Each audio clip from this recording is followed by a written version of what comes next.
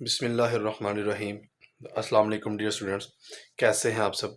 उम्मीद करता हूं कि आप सब खैर आफियत से होंगे, ठीक ठाक होंगे। डियर स्टूडेंट्स, हमने एक टॉपिक स्टार्ट किया हुआ है जिसका नाम है फाइनल अकाउंट।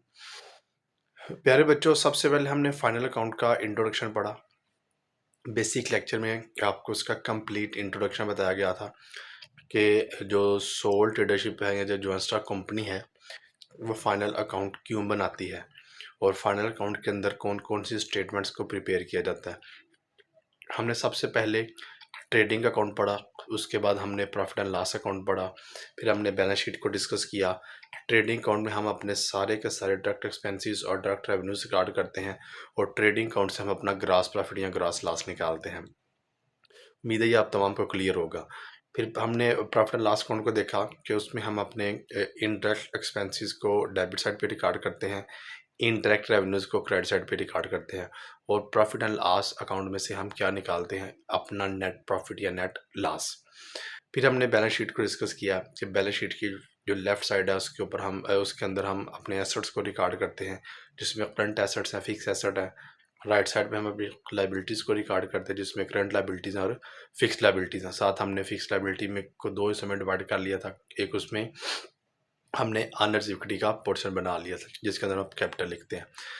ये हमने पहले लेक्चर में डिस्कस किया। दूसरे लेक्चर में हमने डिस्कस किया था इसका प्रैक्टिस का क्वेश्चन।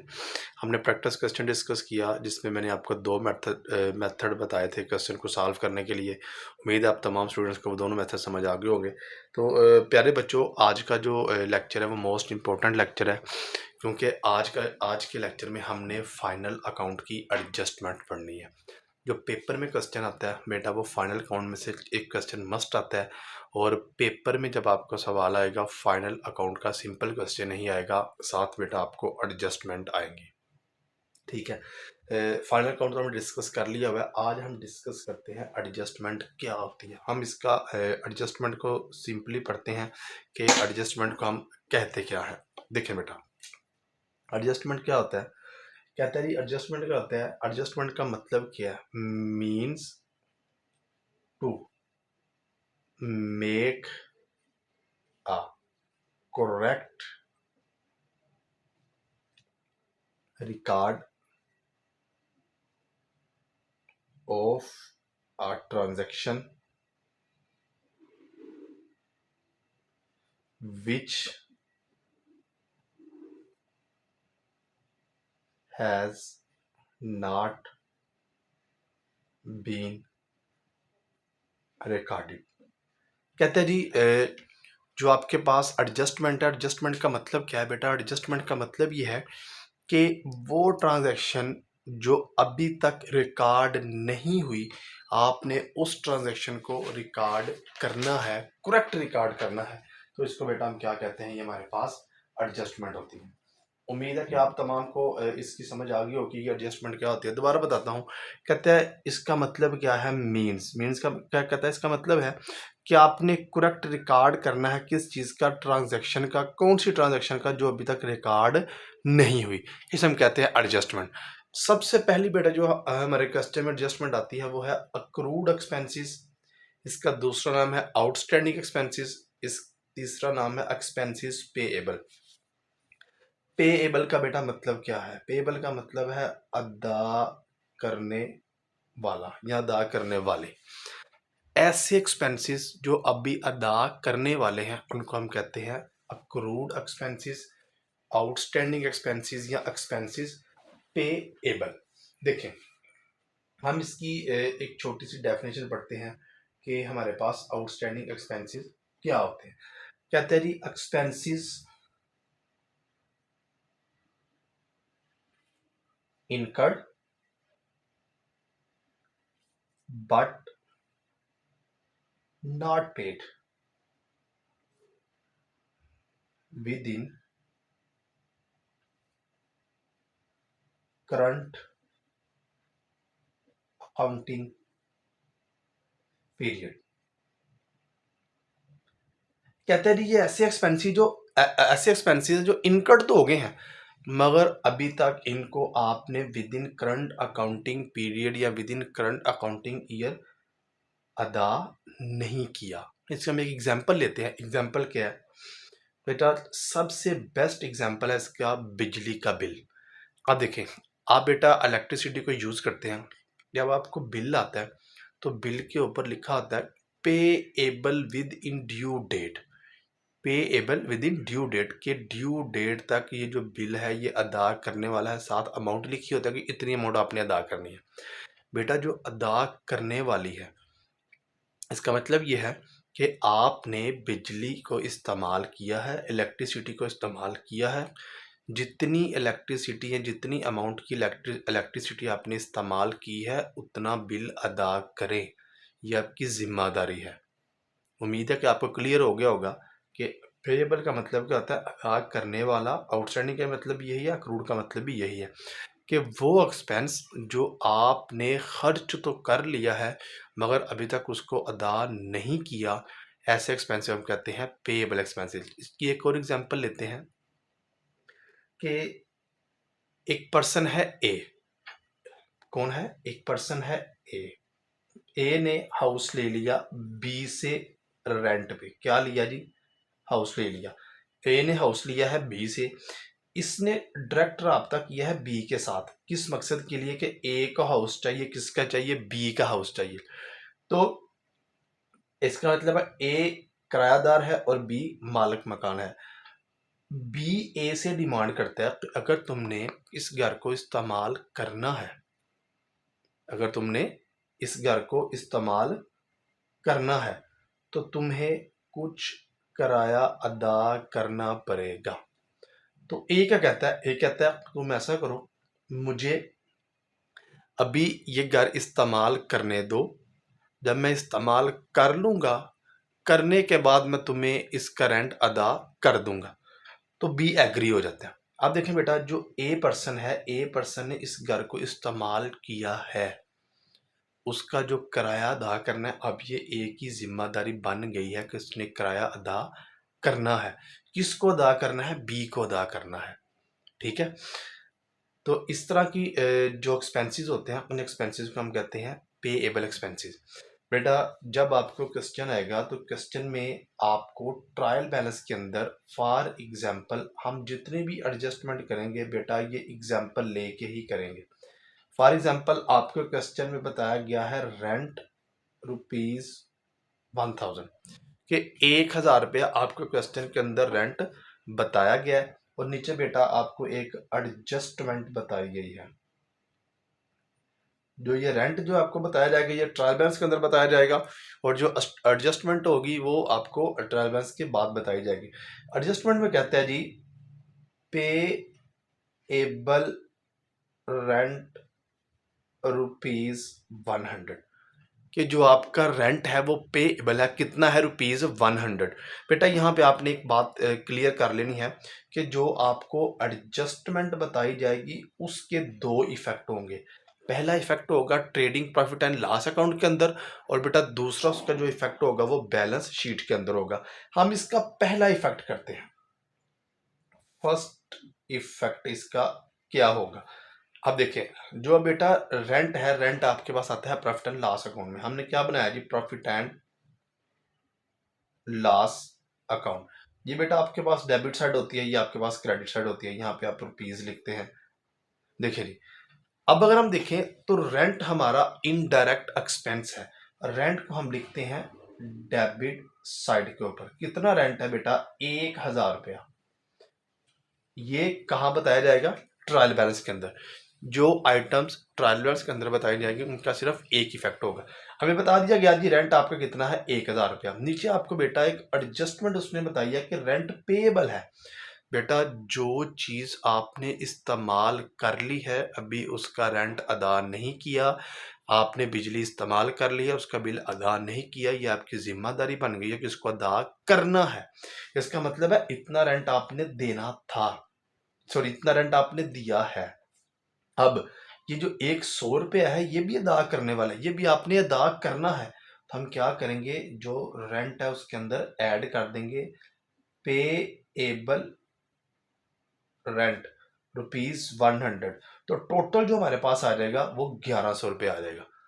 कि ये जो 100 रुपया है ये भी अभी अदा करने वाला है, हमारी जिम्मेदारी है, इसलिए हमने इसको रेंट के अंदर ऐड कर दिया है कि 1000 रुपया तो हमने अदा कर दिया हुआ है, अब 100 रुपया और अदा करना है। टोटल कितने पैसे हो गए? 1100 रुपया। ये बेटा इसका पहला इफेक्ट था। दूसरा इफेक्ट हमने इसका कहाँ करना है? सेकंड इफेक्ट मैंने आपको बताया था हमेशा किसमें होगा? बैलेंस शीट के अंदर। ये आपकी बैलेंस शीट है। यहाँ आप करंट एसेट्स लिखते हैं रुपीज, यहाँ पे आप करंट लाइबिलिटीज लिखते हैं। मैं बेटा कीवर्ड यूज करूंगा, एब्रीवेशन यूज करूंगा, क्योंकि आपको सिर्फ समझाऊंगा कि वीडियो ज्यादा लंबी ना बने। देखिए बेटा, मैंने आपको बताया था कि पेएबल आपकी जिम्मेदारी होती है, क्योंकि आपने एक चीज इस्तेमाल कर ली होती है, अब उसको आपने अदा करना होता है। आपने इस्तेमाल कर ली, अभी तक अदा नहीं की, तो ये आपकी लाइबिलिटी है। तो इसको हम करंट लाइबिलिटी के अंदर लिखेंगे। हम लिखेंगे जी पेएबल रेंट 100। देखिए बेटा, मैंने आपको पहले बताया था एडजस्टमेंट के दो इफेक्ट होंगे। एडजस्टमेंट कितनी है? 100 रुपया। इसका पहला इफेक्ट कहां पे हो गया? यहाँ पे। और दूसरा इफेक्ट कहां पे हो गया? यहाँ पे। उम्मीद करता हूं कि आपको पहली एडजस्टमेंट की समझ आ गई होगी। अब देखें बेटा, दूसरी एडजस्टमेंट हमारे पास प्रीपेड एक्सपेंसेस, अनएक्सपायर्ड एक्सपेंसेस या expenses paid in advance. Expenses paid in advance या अनएक्सपायर्ड एक्सपेंसेस या प्रीपेड एक्सपेंसेस का मतलब है कि ऐसे एक्सपेंसेस जो आपने एडवांस में अदा कर दिए हैं मगर अभी तक उनको रिकॉर्ड नहीं किया। ऐसे एक्सपेंसेस जो आपने एडवांस में तो अदा कर दिए हैं मगर अभी तक उनको रिकॉर्ड नहीं किया, और ना ही वो एक्सपेंसेस अभी इनकर्ड हुए होते हैं। ऐसे एक्सपेंसेस जो आपने एडवांस में अदा कर दिए हैं मगर उन एक्सपेंसेस को अभी तक आपने यूज़ भी नहीं किया और उनको रिकॉर्ड भी नहीं किया, तो ऐसे एक्सपेंसेस को हम क्या कहते हैं? Prepaid expenses. तो इसकी हम शॉर्ट सी डेफिनेशन इस तरह से पढ़ सकते हैं: एक्सपेंसेस विच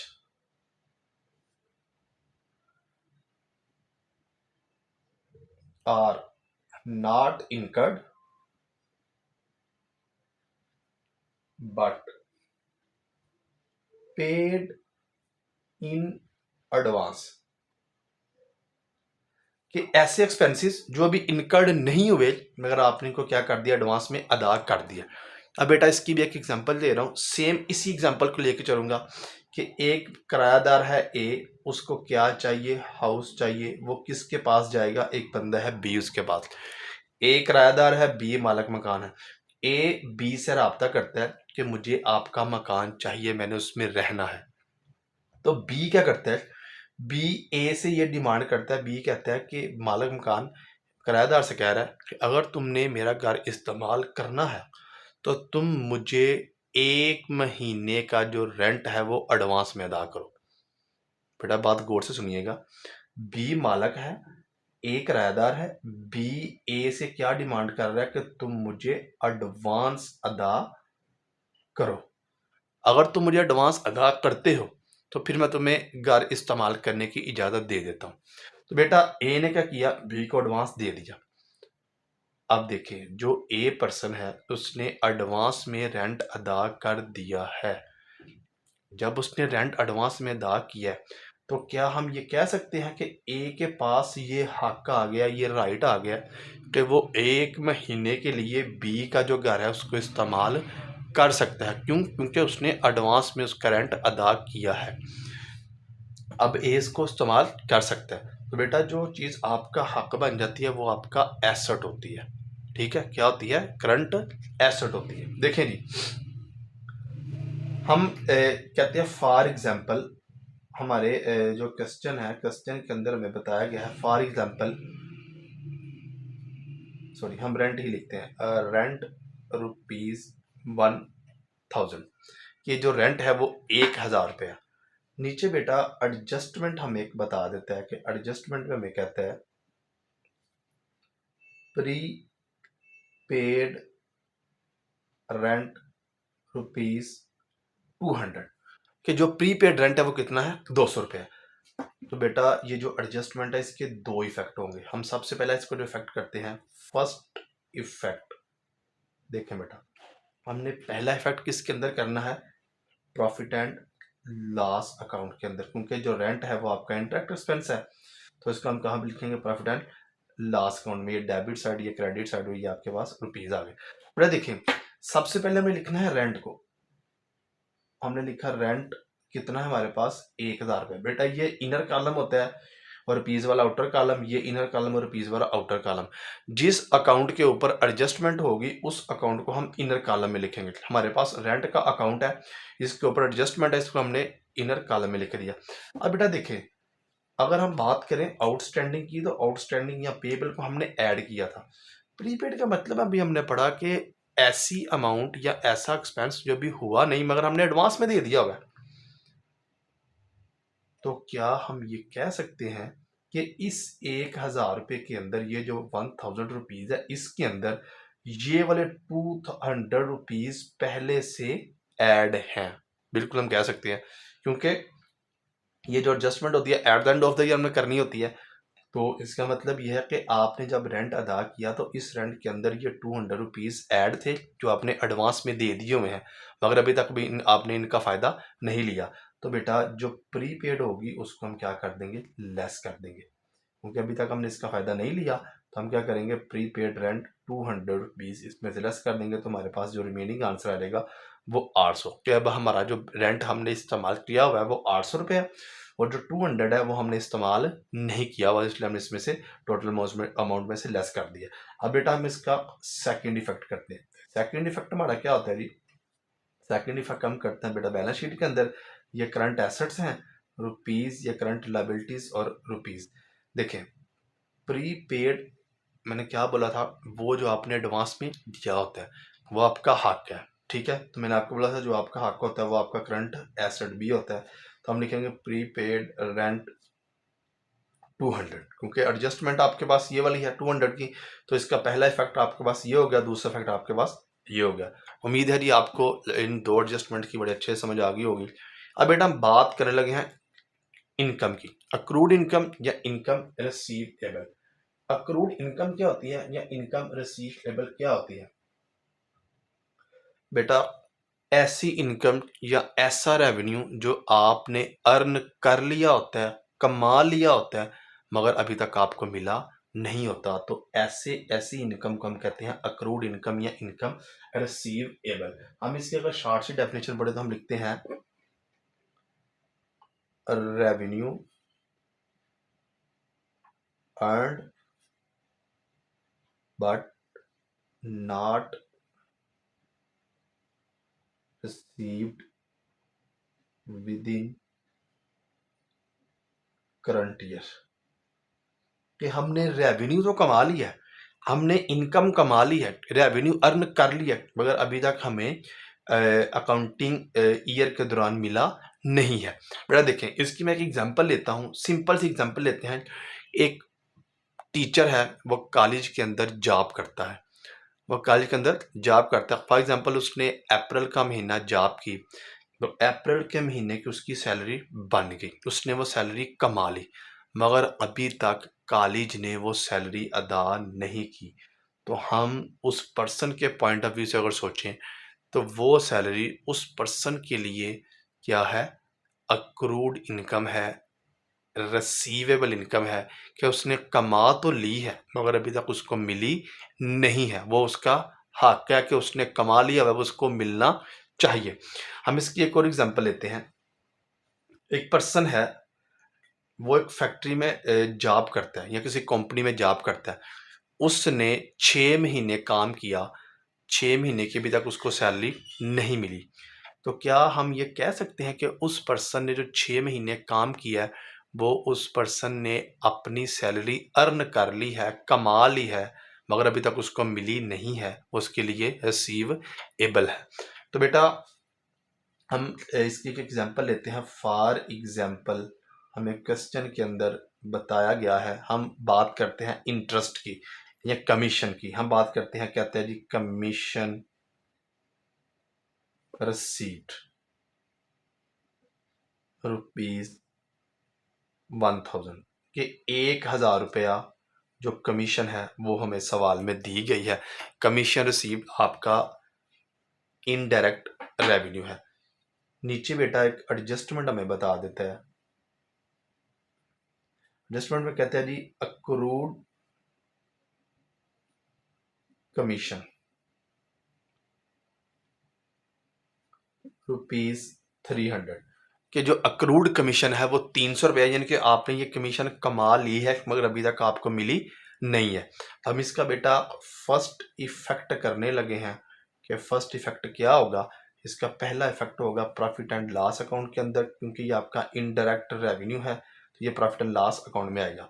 देखिए जी बेटा, ये जो कमीशन रिसीव्ड है ये आपका इनडायरेक्ट रेवेन्यू है, तो हम यहाँ पे क्या लिखेंगे, कमीशन रिसीव्ड ₹1000, क्योंकि ये ट्रायल्स में दिया होता है, इसका एक ही इफेक्ट होगा यहाँ पे। अब अक्रूड कमीशन कहता है जी, अक्रूड कमीशन ऐसी कमीशन जो आपने कमा ली है मगर अभी तक आपको मिली नहीं है। बेटा जो चीज़ आपने कमा ली होती है वो आपका एसेट होता है, वो आपका हक होता है। देखें, हम ये जो 1000 रुपया कमीशन है ना, ये आपने पहले से कमा ली हुई है, ठीक है। अब इस कमीशन के अंदर हम ये वाला 300 रुपया ऐड करेंगे, क्योंकि ये भी हमने कमाया हुआ है, ये भी अर्न किया हुआ है और ये हमें मिल चुका हुआ है। ये हमने अर्न किया मगर अभी मिला नहीं है, मगर हमारा रेवेन्यू तो बन गया ना। हम क्या करेंगे, इसको इसके अंदर ऐड कर देंगे। हम करेंगे जी ऐड अक्रूड कमीशन, 300 रुपया ऐड करेंगे तो टोटल आ जाएगा 1300। अब देखें, अब इसका बेटा जो सेकंड इफेक्ट है वो आपका किस में होगा, बैलेंस शीट के अंदर। बैलेंस शीट में आप यहाँ पे करंट एसेट्स लिखते हैं रुपीज, करंट लायबिलिटीज और रुपीज। बेटा ये आपने कमा ली है, आपको मिली नहीं है, ये रिसीवेबल है। रिसीवेबल बेटा एक बात याद रखना, हमेशा आपका एसेट होता है, वो भी करंट एसेट, क्योंकि आपने कमाई है, आपका हक है, तो हक जो आपका वो एसेट होता है। हम यहाँ पे क्या लिखेंगे जी, अक्रूड कमीशन 300, क्योंकि एडजस्टमेंट है, दो इफेक्ट होंगे। इसके पहला इफेक्ट हमने ये कर लिया, दूसरा इफेक्ट हमने ये कर लिया। बेटा ये थी आपके पास 3 एडजस्टमेंट। उम्मीद करता हूँ कि आप तमाम स्टूडेंट्स को इन 3 एडजस्टमेंट की बड़े अच्छे से समझ आ गई होगी। इंशाल्लाह एक नई वीडियो के साथ आपको मिलेंगे, एक नए लेक्चर के साथ आपको मिलेंगे। उसमें हम अपने एडजस्टमेंट नंबर 4, एडजस्टमेंट नंबर 5 और एडजस्टमेंट नंबर 6 पढ़ेंगे। तब तक अपना बहुत सा ख्याल रखिएगा। बेटा वीडियो जब आप देखते हैं, लेक्चर को जब आप सुनते हैं, तो ज़्यादा से ज़्यादा इसको कमेंट किया करें, लाइक किया करें और इसको अपने फेलोज़ के साथ शेयर भी किया करें, ताकि ज़्यादा से ज़्यादा लोग इससे फ़ायदा हासिल कर सकें। अल्लाह हाफिज़ जी।